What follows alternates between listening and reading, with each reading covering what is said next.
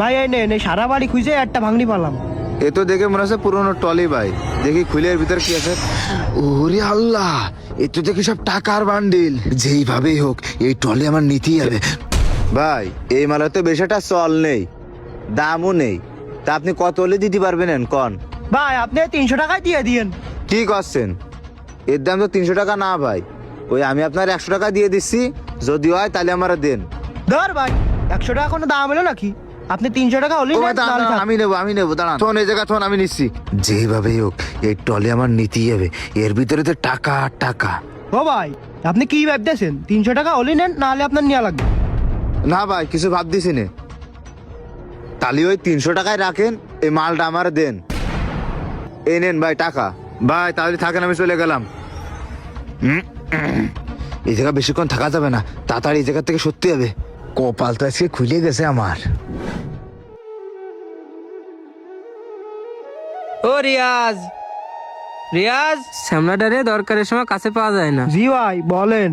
করছি যে আমি একটু ব্যাংকে যাচ্ছি, তুই বাড়ির দিক খেয়াল রাখছি না। আর হ্যাঁ, যা বলতে চাইলাম, মাঝের ঘরে সানসেটের পারে একটা টলি আছে, ওই টলির ভিতরে 70,000 টাকা আছে, ব্যস্ত নিয়ে আয়। কি হইলো, চুপ করে রয়েছিস কেন? কথা বল। কি করছেন ভাই? সে টলিতে আমি ভাঙলিয়ার কাছে 300 টাকা বিক্রি করে দিছি। কি তুই বিক্রি করে দিছিস মানে? তুই ওই টলি কার কাছে শুনে বিক্রি করেছিস? ওই টলির ভিতরে 70,000 টাকা রাখিছি আমি। এই টাকা এখন আমার আর্জেন্ট লাগবে, আমি এখন এই টাকা কোনে পাবো? শোন রিয়াজ, আমি অত কিছু জানি না, তুই যেভাবেই পারিস আজকের দিনের ভিতরে আমার 70,000 টাকা ম্যানেজ করে দিবি। আর টাকা ছাড়া তুই আমার বাড়ির সীমানায় পা দিবি না। যাই জায়গাতে, আমার চোখের সামনে থেকে সর। ভাই আপনার টাকাটা আজকে না দিলে হয় না?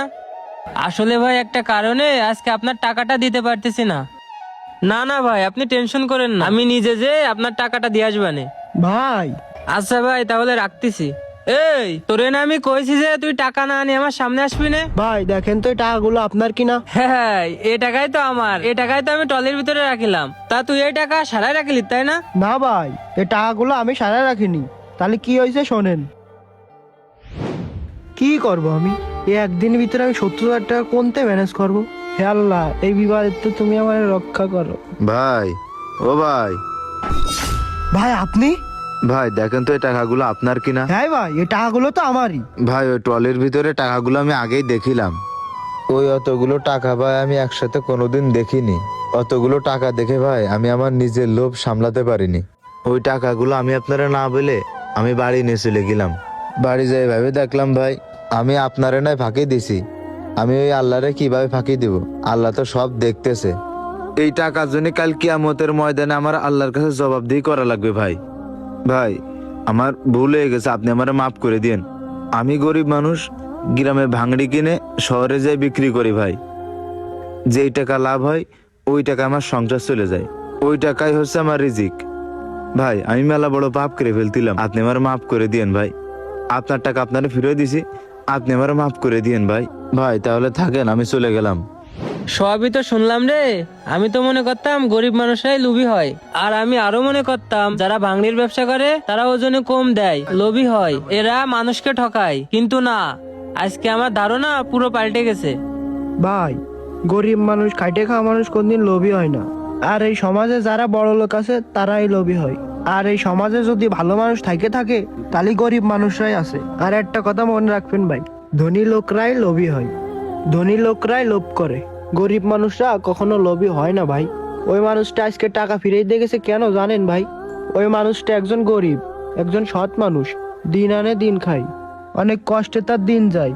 ওই মানুষটার অন্তরে কোনো লোভ নেই, ওই মানুষটার অন্তরে আল্লাহর ভয় আছে। হ্যাঁ রে মনি, তোরে আজকে মেলা ভুল বুঝেছি। এই টাকার জন্য তোরে অনেক কথা শুনাইছি আমি বড় হয়ে তোর কাছে মাপ চাচ্ছি, তুই আমারে ক্ষমা করে দে ভাই। আরে না ভাই কি বলেন, চলেন বাড়ি চলেন। কখনোই লোভ করবেন না, মনে রাখবেন লোভে পাপ, পাপে মৃত্যু। আল্লাহ পাক লোভী ব্যক্তিকে পছন্দ করেন না। অতিরিক্ত লোভ আপনার সর্বোচ্চ কেড়ে নিতে পারে।